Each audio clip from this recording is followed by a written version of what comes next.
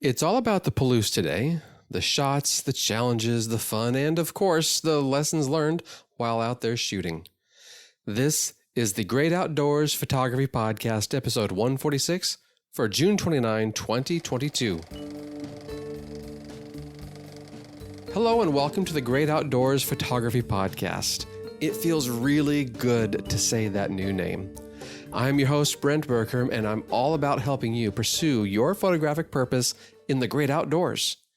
You'll learn from and be inspired by some of the best photographers around through conversations and discussions about creativity and figuring out what's needed to make your images have the impact you always hoped for. This is the first episode with the new name. If you're new here, well, first off, welcome. Thank you so much for being here. Please make sure you hit that follow button or subscribe button, whichever your podcast player calls it, so you can make sure you get all the future episodes right there for you. But please do know that if you take a look back into the back catalog, this show was previously called Latitude Photography Podcast. And you'll just please know it's the same show. It's still me, and we're good to go with that. Also, I've decided I'm going to start putting this show on YouTube. Now, here's the thing how that's going to happen. I have a brand new channel that I set up for YouTube. It's not on my regular channel. You just search for the Great Outdoors Photography Podcast. But I'm also going to be utilizing my podcast publisher, the hosting service that I use to make these happen. So what it's going to do is it's going to take the artwork that I upload for each episode, and it's going to take the audio that you're listening to right here, right now, and it's going to automatically post it to YouTube. So there's not going to be, by default anyway, there's not going to be any actual video there. It's purely an audio-only experience, even though it's going on YouTube as well. So if you would rather listen that way, by all means, that's just another option for you in how you wish to consume, or how you may choose to consume this material. A few thoughts on this name change. So far, I'm really liking it, and I figured that I would. For a few months now, I've been feeling a little bit of a sense of uneasiness about what I'm doing here, and I've known for a while that I was probably going to end up changing the name, that it was necessary. But of course, the problem is, change it to what? And then literally a few days ago, probably almost a week ago, actually, at the time of this recording, it just hit me.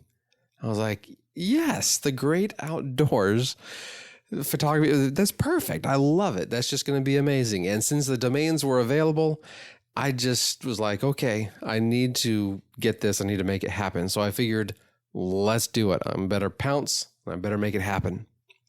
The new name provides a newly refined focus, a newly refined identity, I guess you can say too. Just when you want to know about, what the show is about, we should be able to boil it down, and we should be able to really come in at the essence of what the show focuses on, or certainly what the focus is about. I used to be more personally, my own interests and my own shooting and everything else has historically been really tied to the idea of travel. And I think for sure it still is. I love to travel. That is one of my biggest interests, my biggest passions in life, is to go out and explore this great, big, beautiful world we have, and of course, all the people in it. But over the years, I've pretty much known I'm going to be somewhat transitioning more to this traditional landscape outlet, this landscape photography interests. And certainly, as you all know, the regular listeners especially, with my sabbatical that had a huge impact on my life and what I want to do with my photography. And I kind of figured it would, but I wasn't necessarily prepared for as much of the impact as it did have. And I just love being outdoors. So even as I sit here speaking into this mic, I'm just kind of thinking, maybe I should have set something up outside so I could have the birds chirping and whatever else and the fresh air blowing by and whatnot. But, that probably just provides more distractions. And certainly I like being efficient too. So anyway, it's also about this whole notion of the name change. It's about refining a little bit more too about this idea of pursuing your purpose in the great outdoors. And really, I should say, pursuing your photographic purpose in the great outdoors. That's what it's all about. That's what I'm about. When I'm out there, when I'm shooting, I do have a purpose. And I hope you have your own purpose too. I have a purpose, and I want to celebrate this magnificent, beautiful world. Whether it's a waterfall, I love waterfalls. Whether it's something in the great blue sky that's, maybe it's a cloud pattern, something with the way that a tree or some other object is interacting with the sky. There's so many different things, so many different ways to be looking at and to be understanding, and then, of course, to communicate that essence, to communicate that purpose that we have when we go out there and when we're shooting. And so this is why the name change is just so perfect. Whether you're a part of my online school, which the name will change there as well. It used to be called Latitude Photography School. Now it's going to be called the Great Outdoors Photography School, unless I come up with something else that's a little more better, creative, whatever. But that will take a little bit longer to change the name on that. So as it is now, we're still going to call it Latitude Photography School. Benefit is everything is just hosted on my website, which is my name, brentbergherm.com. So anyway, I've got a class there called Designing Creativity in Photography, and we spend oodles of time in the second chapter, the second section of that class, challenging you to dig deep and to figure out what is your purpose in photography. And, also it could be, as it relates to, again, this whole notion, maybe you're not a part of that. Most of you aren't. And, we're still here.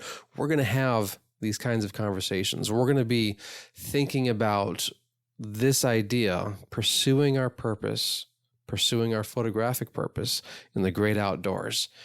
That's the underlying push, I guess I can call it, that drives us in this podcast, that drives us in our photography.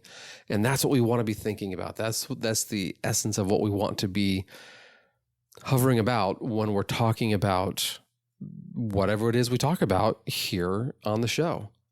We each have a purpose, whether, with your, especially your photographic purpose is what I want to really kind of draw it into, of course. There's many different ways that we could be thinking about this, but as it relates to our photography, we each have a purpose, and we can each make a unique impression on the world with our photography. And that's just what we talk about here. So those ideas, our experiences in the great outdoors, all of it supported, all of it with the goal, the idea of pursuing your purpose, pursuing your photographic purpose in the great outdoors. Now, I did a little bit of looking to see about this phrase, the great outdoors, to see when it was first used. And I found the site Ask Metafilter. Never came across this ever before, ask.metafilter.com. And they have a little bit of a rundown on this phrase, the great outdoors. And I'm going to read just a little snippet from it. It says, if you examine the history of the mid-19th century, you'll find a lot of movements focused on, quote, the great outdoors, including the Hudson River School of Painting, the founding of the Chautauqua movement, John Muir's environmentalism, etc., all urging a renewed appreciation for nature, wilderness, and outdoor recreation as an antidote to the unhealthy aspects of cities and the Industrial Revolution. Sounds beautiful. A renewed appreciation for nature, wilderness, and outdoor recreation. And that is precisely, in a nutshell, what I just spent the last probably 5 minutes talking about, where, I started out in my journey 20 some years ago as primarily interested in travel photography. But over the last, I'm going to say 5 to 10 years, I've noticed this subtle transition. And then it just kind of, boom, if you want to say, fell off a cliff with that sabbatical experience, just like, yep, this is totally for me. So we're taking this new pivot, this new turn. We're going to be focusing on the great outdoors and, of course, understanding our photographic purpose in what it is we do out there in the great outdoors. So this episode is all about my Palouse trip report. This is an agricultural area where, boy, if you look on a map and you're looking at Eastern Washington, you're going to be south of Spokane by about a 45-minute drive, maybe half hour possibly. You're going to look at Pullman, Washington. That is pretty much in the southern part. Another 10, 15 minutes drive south of Pullman, I would personally say, is where the southern border of the Palouse is. Pretty much as you're getting close to the Snake River. I mean, the topography changes so much, and it just doesn't become that Palouse region anymore. And then you get up into Idaho, probably 5-10 miles into Idaho, as it goes on up the eastern side there of the Palouse. And then if you were to get way over there, possibly into Dusty area, if you're looking at a map, you'll kind of see these areas, these regions. It's all focused around Colfax, though. And Colfax is the epicenter, as it were, of the Palouse. So I've actually already pre-recorded my discussion on the shots and everything else. So I'm actually just going to now transition to myself from a few days ago when I already talked about this. So I'm just going to go ahead and say, Brent, pick it up from here. This was a workshop. I was hosting one of my shoot and print workshops. And I hosted it actually in an Airbnb. And I really like that model because in one sense, it kind of sort of does save me money, which saves you money. When I can combine my lodging expenses and my workshop hosting expenses into the same thing, it saves all of us some money. And it also can feel kind of weird. I totally admit that too, because you're coming to a house and we have, it's just a different feel, a different sense. But I really love how this has come together. I've done this a couple of times in the house, and I've done another workshop out on the Oregon coast where we had it in a more formalized, kind of like a conference room type thing in a small hotel. And then I have also done these as one-day workshops, both in Boise and in Denver, Colorado. Boy, howdy, those were busy sessions. But anyway, comparing the regular workshop that I did at the hotel conference room versus the two workshops I've done at the Airbnbs, I personally very much prefer hosting them in the Airbnbs. It's really nice to just have a place to just sit down, to just relax. It feels definitely more like home, and you can just relax and you can get right to printing, get right to post-processing, get right to the lesson, right to whatever it is we need to work on during the day. Now, the temperature during this time frame too, it was not warm at all. In fact, the first day, it was pretty much drizzling all day. And it was a little bit, I don't know if I want to say it was a disappointment, but it was a little bit of a challenge to deal with that. But that's the great thing about this type of workshop. We go out in the morning, we go out in the evening, in the middle of the day, we're indoors and we're doing post-production. We're doing some lessons on printing or whatever lessons. As we're going along, one of the clients, he said, I've got this question about Lightroom and what's that about? And I've got the big TV there and I'm just able to say, hey, let's show you that and let's get right to it. And so we're able to just answer whatever questions you have right there on the spot, and it works super well. All right, so this first image is of a barn. I just love this barn. This is near Ladau Butte there in the Palouse.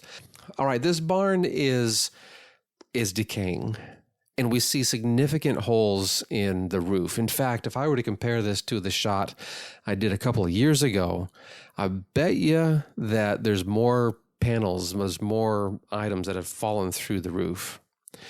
But this barn, great clouds, because it's drizzling. I'd mentioned that it was just drizzling all day. The clouds are really interesting. And then, of course, we have Ladau Butte going on up behind it. I did a 2-shot or a 2-frame pano and then converted it to black and white. I really appreciated the black and white here. In fact, quite a few of my images I converted to black and white from this shoot, or from the whole shoot, I should say, because color just wasn't doing it for us. And the experience is about understanding the texture, the forms, the lines. and the color just sometimes gets in the way. And so when I'm doing a shot like this, I can usually tell right away, yep, I'm going to make this a black and white. Now, the next two shots are of the same barn, but these are not as processed. In fact, I'm going to say they're probably not processed at all, except for to change them to black and white. So we don't have the same treatment on the sky. There's a lot of things we don't have. And speaking of treatments on the sky, I'm going to get derailed for a moment. I love the latest update in Lightroom, because if you do a sky, select sky mask, what you used to have to do, and I just literally found this out on the workshop. I was like, wait a second, you can tell it to update the sky sensitivity or the sky sensing, whatever it does. It's an AI generated type idea that says, hey, this is where your sky is. And so now what you can do, if you were to synchronize your settings from photo to photo, and you have the sky mask that you wish to synchronize to another photo, now with the latest update, it will automatically redo that sensing of the sky. It will redo that idea where it analyzes your photo and it says, what's the sky, what's not the sky. And usually it does a pretty good job of analyzing and selecting what the sky actually is. And so that's really cool. I like that feature. Now, I did not use that feature on this particular frame. The reason I have these next two frames is I just wanted to show what happens when you use a polarizer filter on a subject like this. Extremely overcast, very overcast. And I was out there and I was just like, you know what? When I'm at a waterfall, when I'm just doing whatever, I always use a polarizer. I've got greenery here and I've got greenery out further back and different types of greenery. And I'm just thinking, I've got all this water on those leaves. What can I do to really make that green stand out? Of course, this image, you'll notice if you're watching and following along on the website or in the Facebook group, this image is in black and white because I had an interesting phenomenon happen. Basically, the greenery just was like, there's no difference as I turn that filter. Where the difference did come in was in the barn itself. And so the first image, the right-hand side of the barn is rather dark.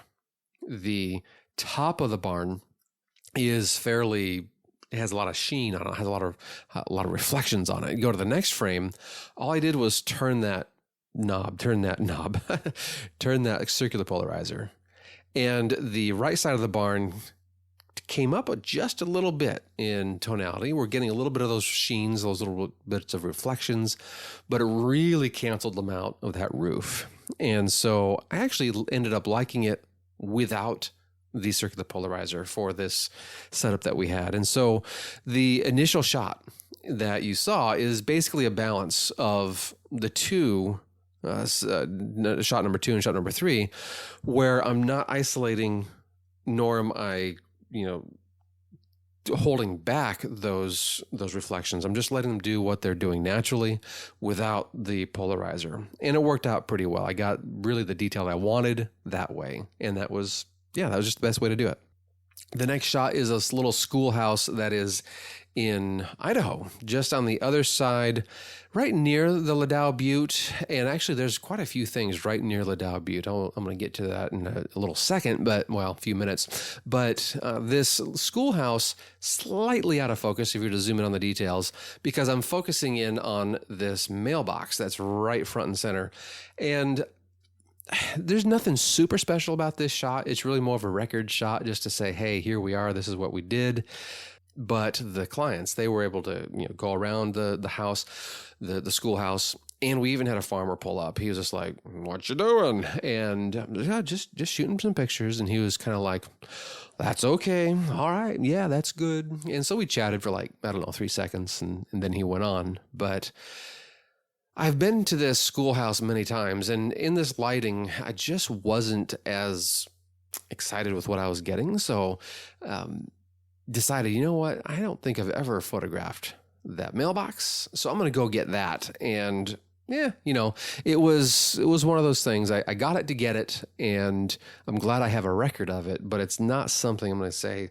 It's not one of those things that I'm pretty sure it's not going to go on my portfolio site when I finally get that done this summer. The next shot comes to us from this little town Oh boy, it was. I knew I was going to forget it. I think it's Oakesdale. Could be Garfield, but I'm pretty sure it's Oakesdale. And I should probably go ahead and just look on the map as I'm talking here.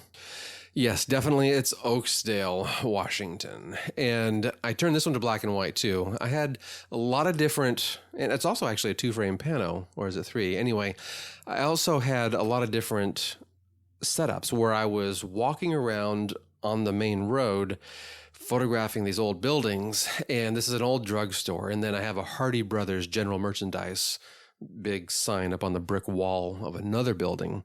And these are abandoned buildings, basically. They're empty. And as I'm walking around and whatnot, I was getting some alignments where that word drugs, the sign that says drugs in the front of that drugstore, it was going right into where it says drugs merchandise from that other building, from the sign on that other building. It was just juxtaposed just perfectly. And I was like, nope, I can't do that. So I took the picture anyway, but immediately when I took the picture, I was like, no, this isn't going to work. But we get the texture. This is all about, just love the texture in the bush on the left-hand side, the texture of the buildings, and then, some of the smoother lines that are happening there in the foreground elements. And there's just lots of great stuff going on in this image too. And it's nice and tight, virtually nothing showing in the sky. And there is, on the upper left hand, there is a little bit of a telephone wire power line, something along those lines, that would be so easily taken care of in Photoshop. But as I tend to usually be a bit more of a purist, I haven't gotten to that point yet. If I were to print this, if I were to do something else with this image, I'm sure I would then put the time in to take care of that thing that's there. So we then went back to the house I was down in Pullman and spent, what was it? A good 4 or 5 hours just going through stuff and learning the basics, the ideas of the print process and my arguments for it. There's a fantastically easy print module in Lightroom. And one of the clients was let me know this is what they're used to. This is what they like to do. And another one, he uses On1 software, and On1 has a print module. So once I'm done talking about that, we then dive in specifically with him and learn that print module and what those different settings allow him to be able to do. It does streamline, the print module does streamline things pretty good in On1. The only quote I'm going to say problem, which is, I'm using that term a little bit overhandedly, I guess. But the only problem we have in On1 is the sharpening settings, just like within Lightroom. The sharpening settings just aren't as precise as I would like them to be, so I can understand exactly what those settings are doing. Because when we print, you want to print and do an output sharpening, and the amount of sharpening that you do is generally, or the style of sharpening that you do is generally dependent upon what your size is going to be. And then, of course, the size often determines how far away someone is going to be when they look at the image. And so you have different settings for sharpness depending on how far away you're going to be if you want to do it, quote unquote, right. But of course, doing it this way requires a lot of detail and a lot of going through painstaking detail. And I personally like that. I personally love that control that I have over the images, because my opinion is, certainly if I can get the technique, get the technical aspect wrestled to the ground, as it were, then we're going to be able to have a great time looking at the art and experiencing the art and having the art have the impact that it was originally intended to have in the first place. And that's made possible because we are just diving deep, deep, deep into the nitty-gritty of the print process. Certainly taking things into Photoshop does make things a lot more complicated than just hitting the print module in Lightroom. I totally get that. All right. So then at the end of the day, we got out to shoot, and it wasn't just the end of the day. We were kind of moseying about a little bit, doing this, doing that. And we had decided we really didn't want to go to Steptoe Butte this time around. But what we ended up deciding to do, we did decide we were going to head off in that same direction. We ended up at the town of Steptoe, though. We had thought about going to this thing called the Tree, and it had been raining, though. And I was just like, my van, because I had my minivan there. I was driving the clients around. And the minivan, I was just like, is not going to survive the mud.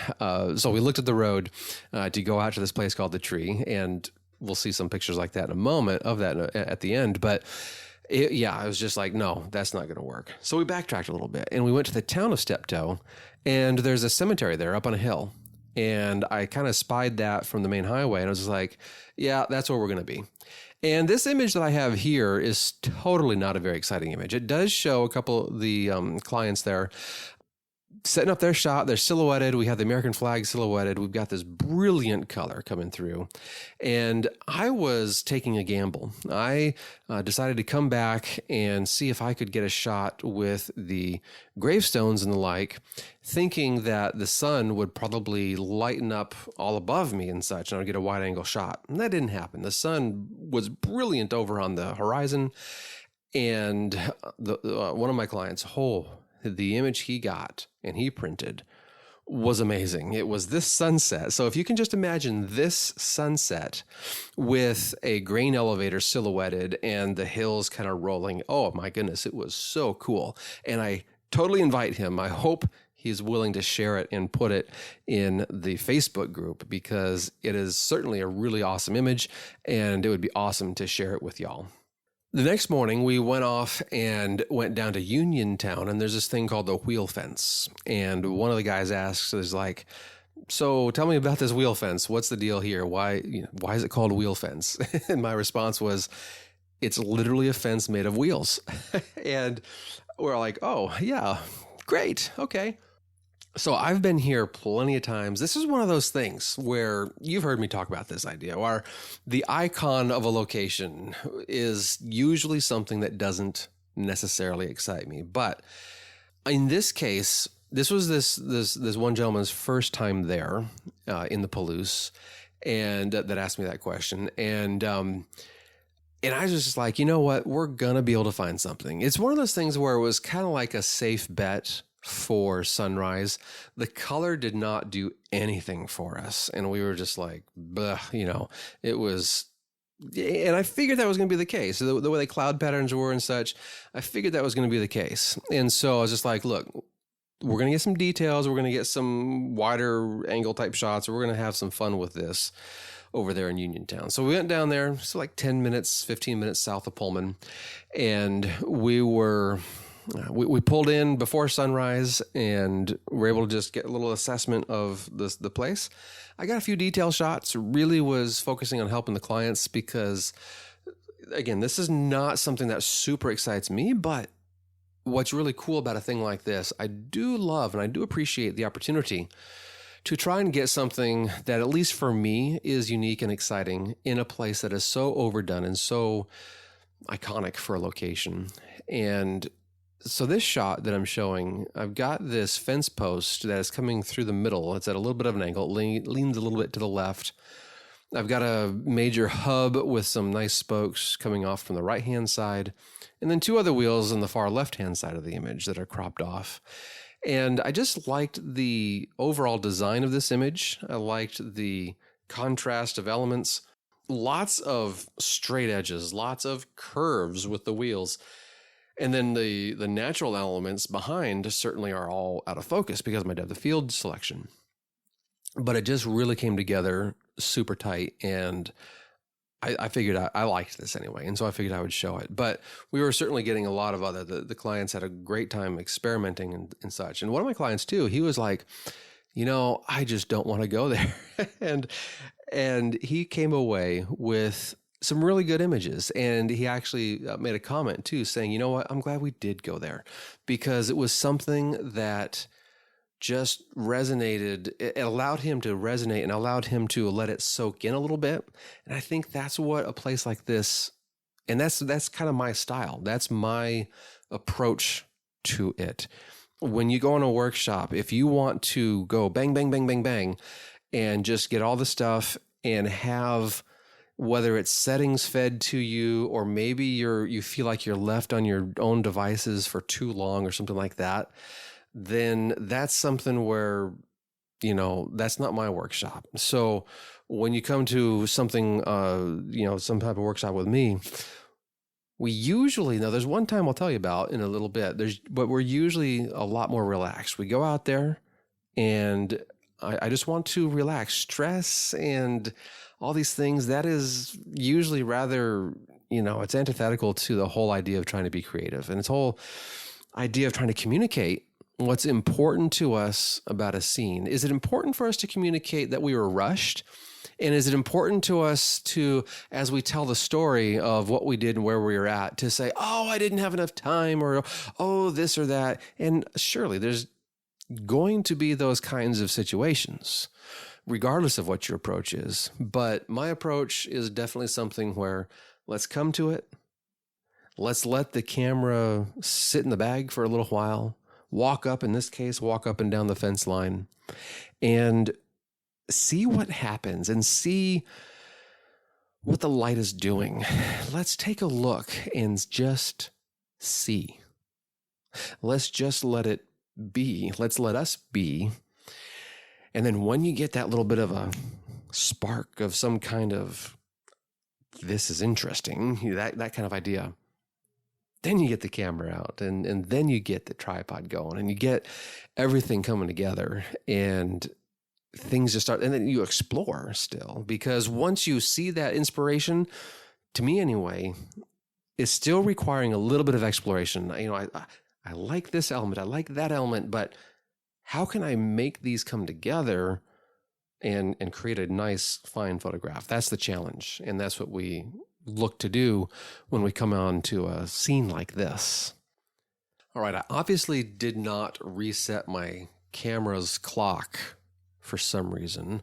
I must have had this still set to Eastern time zone or something like that from when I was actually on my sabbatical. It was so long ago and I haven't changed my camera's time yet because I'm looking at the timestamps on these things and it's just like, no, I did not shoot this image at noon. But anyway, let's go on to the next set of images. Now there's a lot of images here and I'm just going to cover them roughly collectively.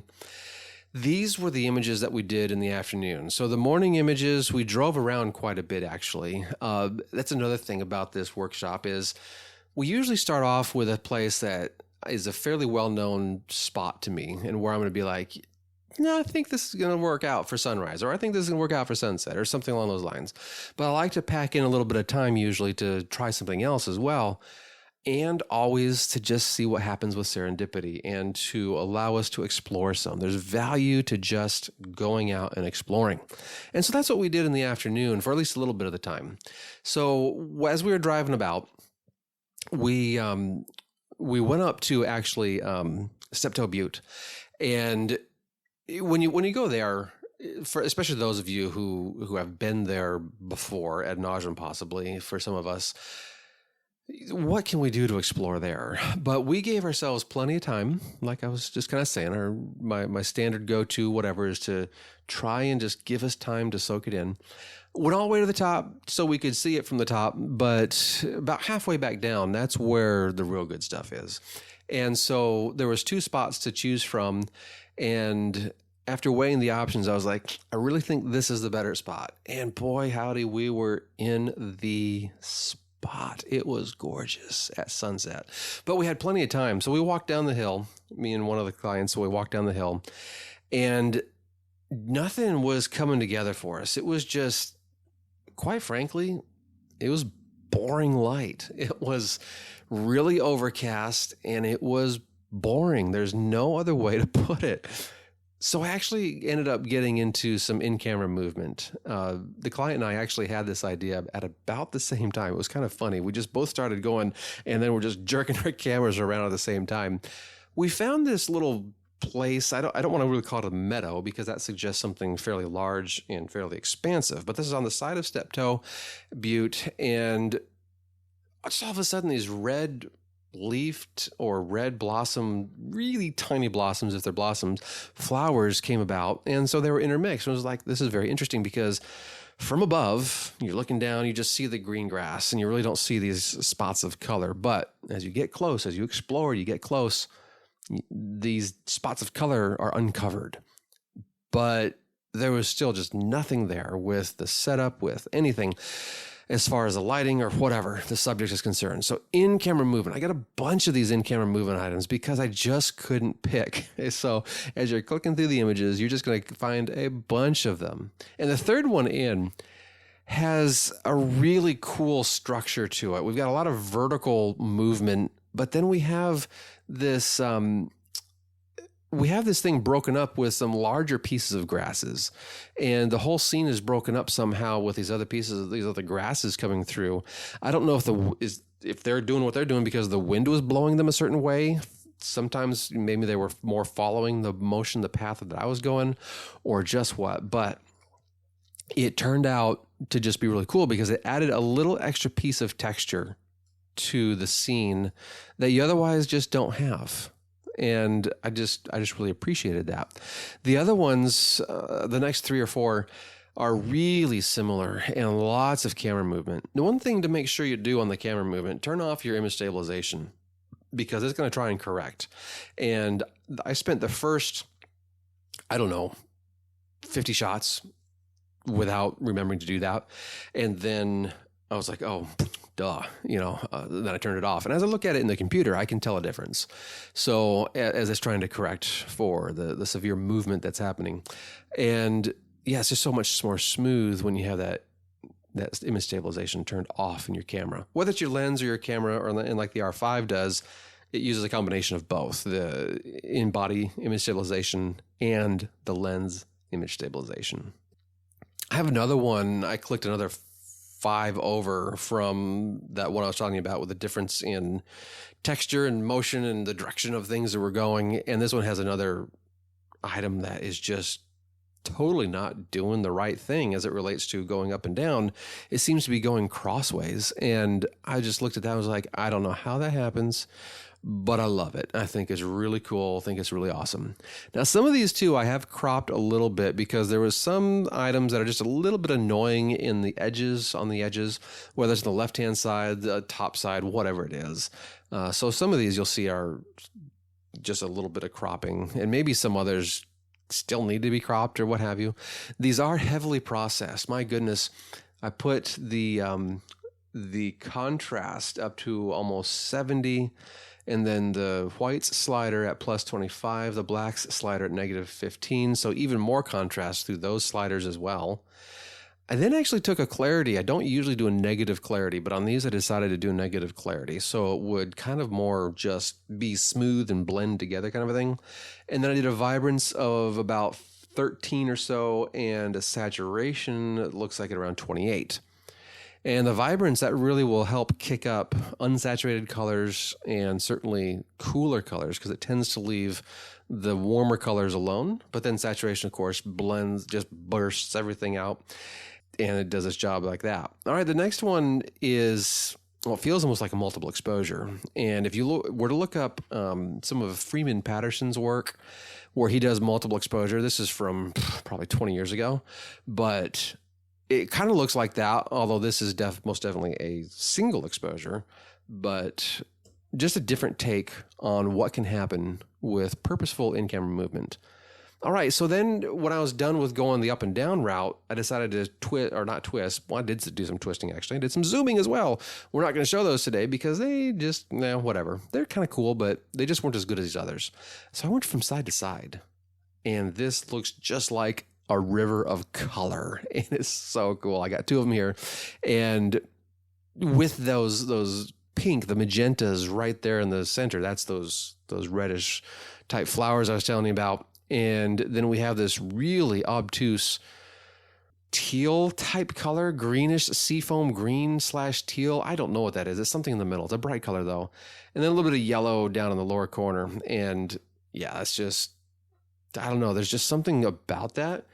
I want to make this like my entire wall in my office, and it's just so cool. I just think it's so amazing. But onward and upward. All right. So the next shot is a pano where the light just unleashed and just went amazing. And here's the thing. I was with one of my clients up on a hill, a little bit of a promenade, whatever you want to call it. So we could look up towards the north where these wind machines are located. And then I had another one down over yonder. He was wanting to look a little more to the southwest kind of idea, south to the southwest. And the light was just amazing everywhere. Now, this shot, I do appreciate it. It's nice. I do think my client on the other hill, though, he had, I think, better foreground elements. Now, I do appreciate this because of the quality of the light and the fact that those wind machines are popping out. It's kind of cool. And the clouds have a lot of character. It's pretty amazing. But the light was just amazing for about 35, maybe 45 seconds on the other side. And so my client got a panorama, and it was just gorgeous. And he went to stitch it together, and a mistake happened. And one of the frames was for some reason out of focus. And so it just didn't work out. And I was just like, oh, I just felt for the guy. It was, oh my. And he, boy, kudos though, because you know what he did the next day? He must have shot 10 panos. And every single time, just like clockwork, going through the process, going through every detail, reviewing every detail of how it needs to happen. And that's where I just told him, I was like, this is amazing. I said, the process makes it possible. And that's just going to be one of my things that I'm going to hopefully become known for saying. The process makes it possible. If we know the creative process, if we know how to apply the creative process, whatever that creative process is, in this case, it's for shooting panos. The process makes it possible. He had one little oopsie of a mistake in that one frame. And since things were just going so fast and he knew the light was fleeting and going to fade and everything like that, the mistake didn't get caught in time. And it is so painful to have that happen. Let me tell you, I've had that happen plenty of times. He is not alone. In fact, I even had it happen in one of my images that I'm going to talk to you about in just a little bit, where I noticed Lightroom was able to stitch it together. But when I looked at the details, I was just like, well, that's odd. Why did it do it that way? And then I looked in the details further on a frame by frame basis, and I realized the focus was just a little bit tiny amount off in that one frame. And that shot was pretty much ruined because of it. So it can happen. And it sucks when it does. It can happen to anybody, and it sucks when it does. But the process definitely makes it possible. All right, this next frame is right after the first frame I took. Went down and joined up down where the car was parked, very close to where the car was parked. And this is shooting virtually directly to the west. And we have this grain elevator, and the sun is just barely out of frame.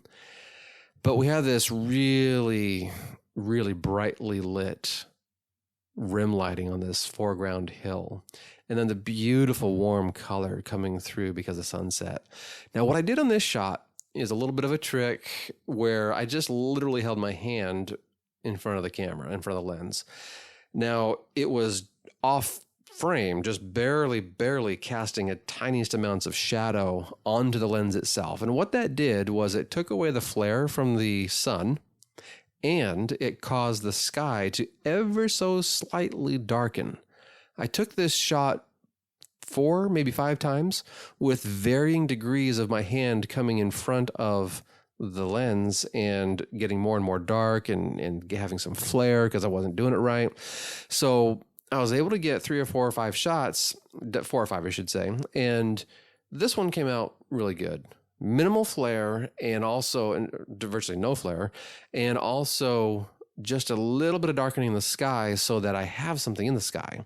Certainly my hand is so close. This is at 300 millimeters, so you can't see anything as far as any detail of my hand, because literally my hand is like 3 inches from the lens as I'm holding it out in front of it.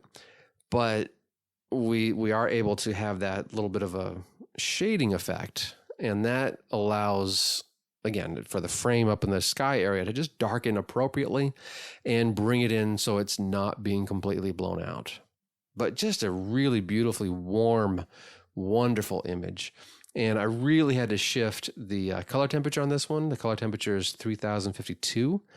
And boy, howdy, I don't usually shift it that much. But another thing I did that we don't think about too much in processing, that is the calibration panel in Lightroom.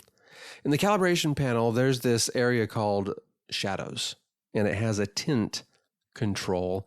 You can take it more towards green or more towards magenta. And I took that to a -24, which takes it more towards the green. And I really liked what happened there because it just took out a bunch of the magenta cast that was just naturally there, but only in the shadows. And it brought in a tiny amount of sensation of green to those hills. And I just felt more natural. And I really liked what I did there with that calibration panel. All right, this last shot for the day, not the last shot that we're going to talk about, but this last shot for the day was where I pointed my camera almost directly south and got some of the light that was there that I told you about, what the client had experienced. Although when he was doing it with his pano, the sun was up just another degree or two. So those highlights on the hills were just on fire. They were just brilliant. So I got this one and this little building of some sort, this barn or something that's in the shadow, and it's right smack dab in the middle of the frame. A part of me is like, why did I frame it up this way? Another part of me says, you know what, it's all right, because we have a couple of lines leading right to it and through it, and then of course it's supported by all of the undulating hills up and around the background and things like that. So it actually ended up turning out pretty good, I think, and I was pretty proud of it. I also did the shadows slider, the tint slider on this one in the calibration panel as well, just not as much. It was a -14 on this one. So those shadows areas could actually look green instead of a little bit on the purpley side of things. All right, I should probably tell you, I'm just going to take a slight little break and just tell you in general about the Palouse itself, and that is where to find it, what it's about. It's named for, well, there's a town there called Palouse, and there is the Palouse River, which continues flowing on to the west, and then it dips in south towards the Snake River, which then dips into the Columbia River. But the Palouse River, that's where it also makes Palouse Falls. So Palouse Falls, though, is not in the Palouse. It's distinctly outside of the Palouse. If you were to look on a map, so if you just bring up Google Maps or any other mapping software, and you were to type in Pullman, Washington, that's pretty much right in the south central part of the Palouse. So you can go down into Uniontown, that's about 10-15 minutes south of Pullman, and you can go up to Oakesdale and what was that other town up there? Ritzville. That's on the far north of the Palouse. And so that region from Uniontown to about Ritzville, those kinds of areas, and then a little bit, basically probably going 5 to 10 miles into Idaho. Between those areas, so including Kellogg, Idaho, and north of there, you have the town of Genesee and Potlatch and a few other places like that. And then as far as off to the west, you could go as far out as Dusty, Washington. That's a little bit far out, straight west from Colfax. Colfax is like the heart of the Palouse. And so that's just where we're talking about. That's the area that we're thinking about. Now, of course, why is the Palouse special? If you've been following along with these images, you've seen the undulating hills. Wheat is king. It is all about the wheat and the various stages of wheat that the growth is in for the wheat, and the various types of wheat. There's probably 5 or 6 different types of wheat that they grow there. And then, of course, they grow peas and alfalfa and canola and a collection of other stuff, but mostly those are the main crops there. So on that previous morning when we went to the wheel fence, we had noticed the moon was basically a full moon. And that put in my mind, I was like, you know what? Moonset is going to be awesome. Now, it wasn't awesome that day because it was just, the timing was just off a little bit. We didn't have in part mostly because of the cloud cover. It was just absolutely terrible cloud cover to the east. So the light on the landscape just was not there at all, was not brilliant at all. So I figured, hey, tomorrow it's going to be roughly an hour later. The moonset will be roughly an hour later.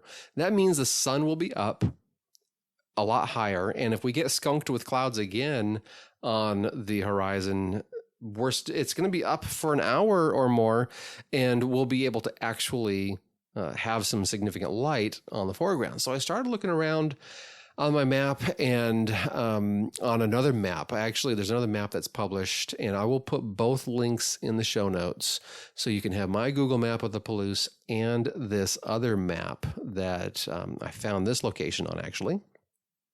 Can't remember the guy's name, but I'll dig out the link before I get it published here. And we had this little barns here, and I was like, oh, well, these barns look interesting. Now I'm looking at the road, and I brought up photo pills, and I was just like, wait a second. Moonset is going to perfectly align, and this is just going to be amazing. So we went out there, and it was phenomenal. We had a nice little row of clouds that in this first pano image that it's coming out from underneath those row of clouds. And then in the next image, I walked down the road a little bit, and the sun was a lot higher. So the sky is a bit on the brighter side, but the foreground is still very much in the shadow of the clouds. So we had some low-lying clouds, but just like I had mentioned, because the sun was a lot higher, it didn't really matter that we had enough ambient light here on the foreground. In fact, it balanced out quite well for the moon. The sky was still a little bit on the bright side, but it was still balanced out fairly well. It was easy to get this coming together for us. It was really cool. We really liked it. And boy, howdy, it just, beautiful. Very calm, very wonderful, just a beautiful time. We then went up, this is right near where some of the wind machines are. So we went and tooled around there for a little bit. And then we saw a crop duster. And that's one of the awesome things. That's the next image. Not really processed so much, but just a little bit of an idea. Hey, here's a crop duster for you. And I suppose I could call a crop dusting service and get a sense for where they're going to be. But quite frankly, that's part of the fun of saying, hey, you know what? I hear a crop duster. Let's go see if we can find a road that gets us there. And yeah, we were able to get a few shots. It wasn't the best location for getting some shots with the pattern he was flying and the like, but we just kept at it and we were able to get a couple of good ones. So it worked out pretty well. It was awesome. And then one of our other outings, we went on a little bit of an exploration and found these canola. Oh my, so beautiful. And when it was bright sunny, as you can see in this next image, virtually no clouds in the sky, at least for where I was aiming, pointing at the camera. The blooms were really coming out. It was really awesome. But as you can also see in this picture, not all of the blooms are really just bursting. And that's what is interesting about the canola. We were about, I want to say, a week behind its full-on bloom. And when it's full-on bloom, there is not a lick of green that you can see in the field. But as we were looking out across the fields, we could still see some areas. It was certainly very yellow. In other areas, a little bit the green was coming through. But that's all right. I just went really low, super low angle on this framing, focused on the item that was right there in the center, the lower center. And then whatever, if it went out of focus, whatever, I didn't really care. It was at f9. I figured, 16 millimeters f9, probably gonna have a fair amount of depth of field. And I needed the shutter fast enough as well so it would freeze because the wind was blowing a little bit. And then also right left of center on that intermediate level piece of blooming, whatever you want to call it, there's a bee there as well. So it's not super well rendered because I think he's just a little bit out of focus and his wings are going like mad. And with my shutter speed of only 1/200th of a second, it doesn't really freeze the bee all that well. And I wasn't really thinking about the bee. I just wanted to freeze the wind, motion that was caused by the wind. What was really interesting on this image, I don't have it showing here, but when I take this image into Lightroom, and I was just kind of fiddling with the sliders, I put a negative dehaze on this. Oh my goodness, it went really crazy. Maybe I should change my mind and just show it. And it basically put a brilliant yellow vignette on the whole thing. I couldn't believe it. It was it was crazy. And I made a huge, when I was processing this at the house, just made a huge deal. I was like, look at this. This is so crazy. I was like, I barely ever touch, if I ever do, the dehaze slider. And it was kind of a happy accident. It was kind of cool. All right, this next two shots are more in-camera motion. And what I thought really worked cool with this, I really appreciated in this, was just that brilliant blue and the brilliant yellow from the canola. And this is a vertical motion, and the next one is a horizontal motion. And so with my saturation, I actually took the vibrance up 32 so that blue could catch up to the yellow, and I left the yellow alone. Added 25 of clarity and contrast to 30, and then exposure I took down about a third of a stop because it was just a touch too bright. And so we got this brilliant yellow fading off into the kind of the whitish clouds area, going into the blue. What's another kind of interesting transition, though, is it's not purely the clouds that are there. There were some clouds. It was very much a lighter blue horizon. But what's really interesting about the yellow is a full signal. When it's bright yellow like this, it's a full signal of green and a full signal of red. And then, of course, when I'm moving significantly, I'm going to add some sky into those transition pixels between the subjects. And so in that time frame where I'm literally moving the camera, those pixels are getting some yellow, which is red and green signal. We're then getting a blue signal because I'm transitioning it upwards. And what happens when you have a full signal from all three of those colors? Of course, you get white. And so we have this transition happening naturally because of that as well. So it's a little bit emphasized because of what's happening there in the yellow and blue transition. And then when I went the other direction, when I went horizontal, we can see, now this is where some clouds were significant, aiming a completely different way, completely different direction. So I have some seriously significant clouds in this frame.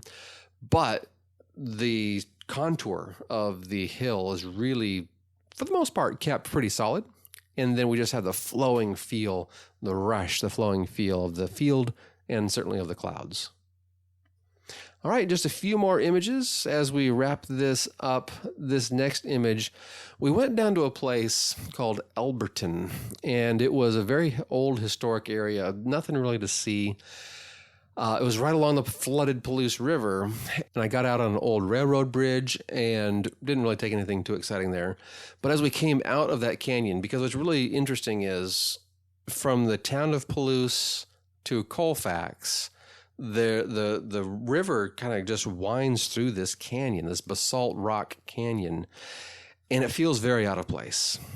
And it splits the Palouse in half. And when you're driving through, you almost always skip it. You almost always bypass it because you're either on Highway 27, which is on the right-hand side, or you're on 195, which is on the left-hand side, or the west side, I should say. And you just skip that whole thing. But if you purposely go into it, you can find some really cool stuff. Well, as we were climbing out, we found this old shed. I almost said homestead, but it's really not a homestead. It's more like just a tool shed, a garage of some sort. And I converted this to black and white because I know that, again, the color just wasn't really working for me.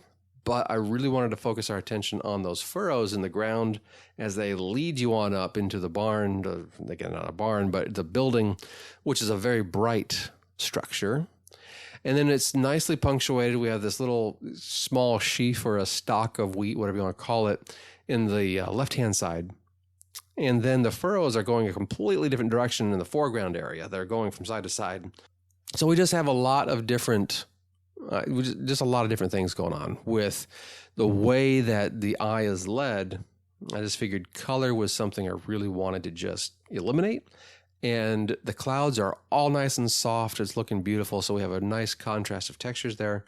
And it's just coming together fairly decently. I was really appreciating how that came together.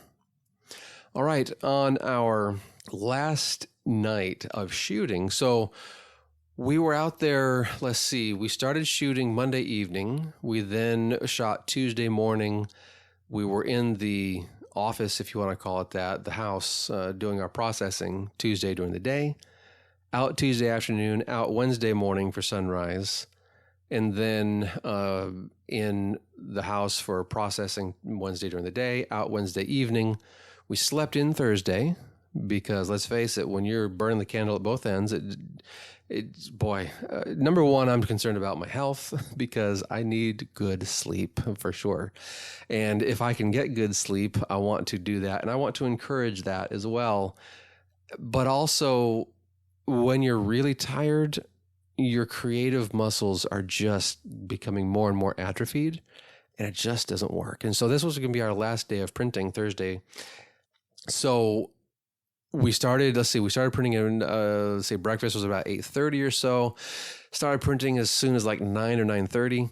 And then we were just printing all day. We went to like 6 and just didn't even break for lunch. I mean, they were diehards. I went and fixed myself a lunch in the kitchen. And that's another thing. Since I have an Airbnb with a kitchen, you're welcome. And I keep the numbers small, real small.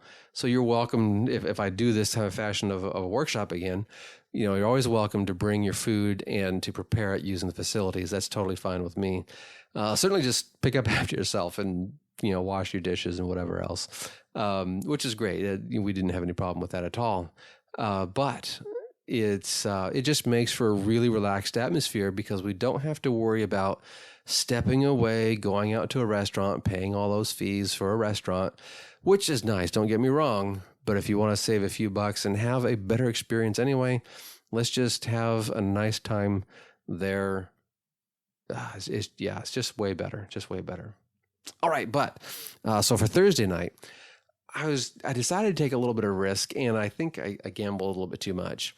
What ended up doing was going to this place called Freeze Church, and it's actually right close to Ladau Butte, but it's on the Idaho side, and we got there, we were taking a few shots and it was looking pretty good, but then we're just realizing, this really isn't a sunset shot. It's not going to come together like I'd hoped. And so we made the decision to go over to Ladau Butte because it's a nice place for sunset if you get the nice, quintessential lighting that happens there in the Palouse.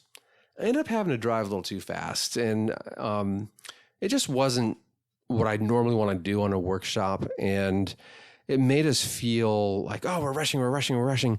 And it was just, it was just one of those lessons learned kind of a things. It's about, I'm pretty sure we could have found something over closer to where we were at. But as I looked at the map later, there was actually a more direct route that we could have gotten there a little more quickly anyway. So it was just like, I just needed to slow down for half a second and take a look at the map and see where we are. Because I'm going in my mind, I'm like, oh, I know where that is. Let's just go.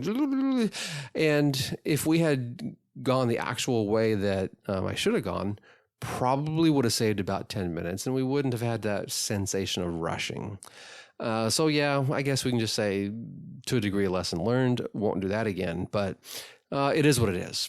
The light pretty much skunked us, though. We got there a little bit too late, so the light on the hills was still kind of cool, but it just wasn't what we wanted it to be. The clouds are pretty awesome. That's what this picture is about, where we have these awesome clouds coming up above the landscape.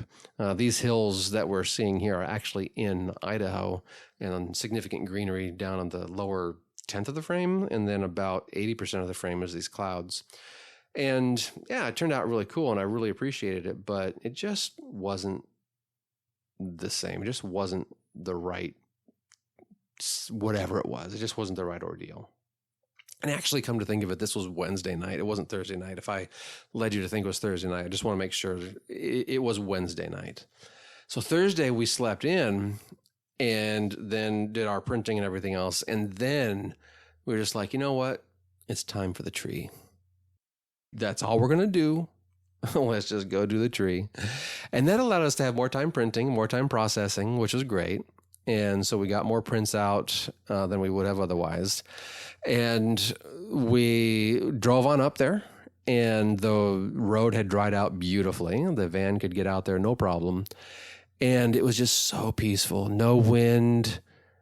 Oh, it was just, you couldn't have asked for anything better. It was just amazing. And this first shot I have here, Steptoe Butte is actually behind the tree. So we have this rising point of land that the tree is basically blocking, and that's Steptoe Butte that it's blocking. But it's a rather wide angle, 24 millimeters, f/16, and just got the wheat. Decided to go black and white because the color was just simply flat. So we have some interest in the clouds, and I did a little bit of processing to bring out a little more interest in the clouds. We've got different tones of green that converted here to black and white, of course, because I have the wheat in front of me, but behind the tree, it's actually peas. And then there's another type of wheat that's off to the the right-hand side, where it's a darker color. And it just, this is what we love. This is what we just adore about the Palouse. It's just so amazing with all the different color, all the different lines and shapes and forms that you get in the fields. It's just really amazing. And then the next shot was pretty much from the same location, but I got one of the clients there off to the right-hand side. This is a pano shot, and just shows you the beauty and absolute majesty of the Palouse. It's just so cool. And what can happen, of course, with some of these known subjects. The tree is one of those other things where it seems to be almost an overdone type subject, but there's always something that you can do if you just give it time. And we had talked about this when we were there, just like, we couldn't have capped off the experience any better. It was just amazing. It was so brilliant, so wonderful, so peaceful, so meaningful, so just loved it. And boy, it was just, yes, it was awesome. Absolutely amazing. And then, the color, like I had already mentioned, was just so distraughtly boring and hideous. And, and so, we were all just kind of like, is it going to do anything? I don't know. And as time went on, I'm looking at my watch, which has a thing on it that tells me when the sun sets, and just looking at it and just like, the sun is set, according to my watch anyway. But when we were up on Steptoe Butte the 2 nights previous, I had looked at it, and actually my watch was about 5 minutes fast compared to what it said the sunset would be. The sun had set 5 minutes later than what the watch was saying. So I was keeping that in mind, but still, as those minutes ticked away, and I was just like, now the sunset is really done.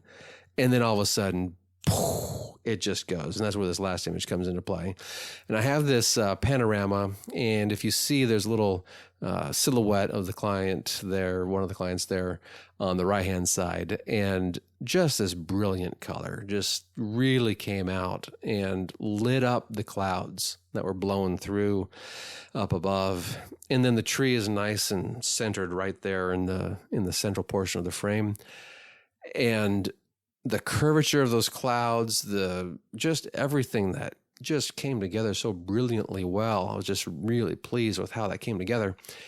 And, that was it. I mean, we were done. It was such the great way to end a wonderful experience, a wonderful time out there shooting. So that was the normal part of the experience, or the workshop experience. But one of my clients, he had actually flown in from Alaska, and his sister actually drove him over from Seattle, and she wasn't going to be able to come over and get him. And so I was like, well, why don't you fly back from until later that night? He was going to be in Pullman, like, I don't know, late. And I was like, well, why don't you fly back from Walla Walla? I was like, I can drop you off at the Walla Walla airport. Or Pullman, I could drop him off there too if that works. So he looked at those options, and he actually decided, well, yeah, I'll fly back from Walla Walla. So he used some air miles to get himself a ticket, and he flew back from Walla Walla. Well, on the way from Walla Walla, from Pullman to Walla Walla, is, of course, Palouse Falls. It's a little out of the way, but we decided to stop at Palouse Falls. And so I have a few shots here to end the time with as well. And certainly Palouse Falls is another one of those locations where I pretty much told him, I was like, look, I've been here many times. I don't know if I'm going to find anything new. So I'm just wanting to help you. I want to show you what we can do in just a couple of hours, because that's all the time we had to get him to the airport after all. And I was like, let's just spend a couple hours here. Let's see what we can find. So I got this first shot. It's a pano, 2-frame pano I had originally shot it as a 3-frame, and I didn't like it. So I was like, nope, I need to offset that waterfall off to the side. And that mist that's going through on the left-hand side up towards the middle, that's what makes the shot for me. I really love that. So I wanted to focus on that. I want to concentrate on that. And so by getting rid of all the stuff, the extraneous stuff that was on the right-hand side, I'm able to really focus the attention on the action of the mist and the water that's flowing there in the bowl at the bottom. There's a lot of water going over right now. And this is, let's see, it's a 198-foot waterfall, and I'm showing probably half of it. So we're seeing about 100 feet up and probably a total of 250 feet across is what we're seeing here as I'm zoomed in with, it's set to 135 millimeters, so not zoomed in too far. And then a detail shot of just the tumultuous water fading off into the mist. That's the next shot. And then these next 3 shots, I really like the triangular shape that was forming here on this one, on these ones, but the mist changes as we go from shot to shot. And certainly the notion, the flavor, whatever you want to call it, the shape of the water as it comes over the falls, it changes a little bit too. And so I'm just standing right there on the cliff edge and zooming down. We're above, roughly 200 feet above the fall, and then zooming down into it. This is at 200 millimeters, so zoomed in pretty good. But on my 300, I could go in even further, but 200 is pretty good at this if you want to zoom in for details. And then the final shot of this series where just different mist patterns, different ways it's all flowing about and such like that. At f/22, and the shutter speed is 1/4 of a second on these shots. I then grabbed another shot so that I could do a vertical pano. And I liked that too, because it just shows more, certainly of the top. It shows a little more of the context of the falls, but we still have that triangular shape at the bottom and then some of the mist kind of floating up. The beautiful thing about this, of course, I could blend this with any of those other bottom images, and I'd be able to have a good shot with different mist patterns or whatever you want to call it. All right, then the last shot, I'm still trying to figure out if I like this image or not. I find it to be a little bit too heavy on the right-hand side. I bet you, as I am working on this, I'm going to crop it to a square, and I might only show you the square format. It just hit me now as I'm talking about it. And I think I like that. So you could imagine, well, shoot, as it completes the crop, I'm starting to think maybe not. Because you can just imagine a square crop where it puts the waterfall in the main third line, the upper third line, upper left third line, I should say. And then it ends over there right at the tip of where the grasses start at the very upper right-hand side. And that's the framing. But yeah, this whole notion of how the grasses are coming in, that still tells part of the story. And then I've got a lot of good detail, a lot of the good basalt rock detail coming into that side of the wall too. It's just the waterfall, as it flows in, it then just goes right up against this wall. So it's just it's a little bit odd as it relates to an overall composition, an overall idea of the art. But it's amazing at giving you a really good sense of what the place is like and what you can experience if you go there yourself. And so that's really, I think, the value of this image. All right, so then we continued on into Walla Walla, got some food at Tony's Sub Shop, and then also went out to, I didn't take any pictures out there, but went out to Pioneer Park because this particular client really, I noticed he had an affinity for birds. Whenever we saw some birds, always making some comments and saying, this bird, that bird, and whatever else, and listening to the calls and things like that. I was like, well, let's go to the aviary. He's all like, well, what do you got there? I was like, well, there's birds from all around the world, different pheasants from Nepal and whatever else. We just have so many birds from so many different locations. And then there's this big, huge area with a nice big pond. There's 4, I think, peacocks in there, peafowl, I should say. Various swans, turkeys, countless ducks, it seems. There's just a lot there. And, well, we just had a great time. Fantastic time. So that wraps us up. Dropped him off at the airport, went on home, and spent a few more hours, many more hours, trying to finish up processing those images. And that was that. That is the shoot and print workshop that we did there in the Palouse here in June 2022. I am looking forward to doing another one next summer. I could do one in early September this year, but I just have a feeling it's too much of a quick turnaround time for everybody. But if I were to have 3 people reach out and say, Brent, do it now, kind of a thing, I would put it together. So long as the Airbnb was available, I would definitely put it together and make that happen. I would cap it at 4. As I was looking at things and thinking about things and whatever else, I would cap it at 4, and I think I would still add another day. So on this one, we started on Monday and we ended on Friday. I think I would just start on Sunday and give us that one more day, because the processing, that is an important part of the work. And I want to be able to basically just have that, place that value where we need to place that value and get that work going. So you can also get more prints out, but also just have a greater sense of the processing, and even probably just have 2 days where we don't get out early. All we do is print, process and print. And there's just a lot of images that we're making, and I think it would make a lot of sense to be able to do that. All right, if there's any chance that you're interested, my only call to action that I'm going to mention this time is going to be to click on that link that is my notifications link. If there's any chance that you're interested in knowing about future workshops or other stuff I got going on there, let me know. Let me know. Just add yourself to the list. So it's my website, brentbergherm.com/notifications. And there's a link in the show notes, whether you're on your phone app or on the website or wherever you find this, you're going to see that item there.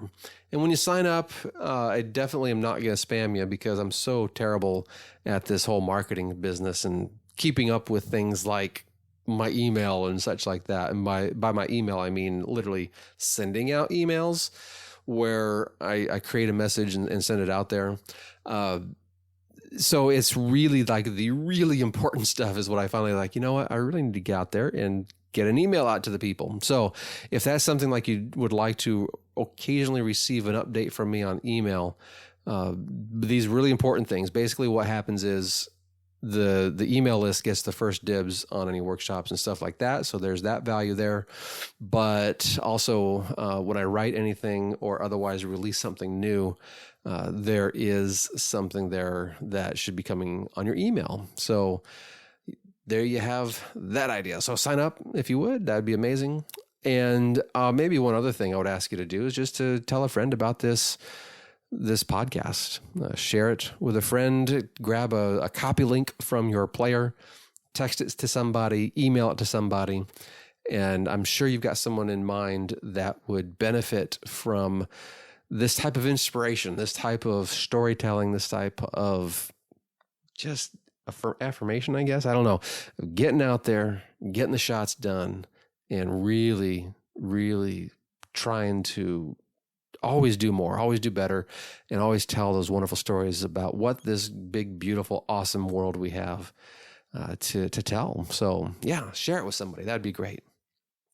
All right, before I close it out, I'm going to have our little dose of inspiration type stuff. So this one today, I have a quote from Ansel Adams, and then I also have this one from 2 Corinthians 5:7, which says, "For we walk by faith, not by sight." I was thinking about this because I have been thinking about trying to do some night photography, and just thinking not by sight, because we see different things when we're shooting at night. But also with going to Alaska, I think there's a step of faith that's happening there too, because it's just, there's always risks when you do this kind of thing, when you travel. And for some reason, I'm just I have a little extra sense of caution for some reason about some of these things. I used to just throw caution to the wind. I've been in Hong Kong for, in 2018, I went for 16 days, and I even spent 2 of those days in the hospital because I caught the norovirus. So, I was just like, oh, well, that sucks, but whatever, not a big deal. So walk by faith, not by sight. And then this other one comes to us from Ansel Adams. Now, I have to thank another photographer who I follow on Facebook. His name is DeWitt Jones. And if you don't follow him on Facebook, then you should. He's got this thing that he has a series that he does, celebrate what's right with the world. And it's always positive. It's always really some good images. He lives in Hawaii. And so oftentimes they come from Hawaii. But he does have a shot that he put there. Looks like it's of Half Dome, but I'm not exactly sure. But some great foliage going on around it. Looks like an infrared shot. And he has a quote from Ansel Adams, which says, "Sometimes I get to places just when God's ready to have somebody click the shutter." Absolutely. That is beautiful because it just feels like it's so set up and it's just so pristine and so perfect. And here I am with my camera ready to go. Awesome stuff. Oh my goodness. Those are the moments that it seems like I live for, but there's certainly other moments too, don't get me wrong. But when it comes to my photography and it comes to the notion of exploration and getting out there and seeing the world, these are the kinds of things when everything just comes together perfectly and it's just serendipity, it's just gorgeous, it's just amazing. That's the kind of thing that really is awesome. All right, there is a collection of other announcements and links. I'm just going to leave those to you if you're interested. They have some affiliate links and a whole bunch of other stuff down there on where to contact me, how to follow various things online. Check it out in the show notes. Add yourself to the notifications list, and that'll be it. Oh, of course, share it with a friend. So thank you so much, and we'll see you next time. We'll get you next time. Until then, God bless, and happy shooting.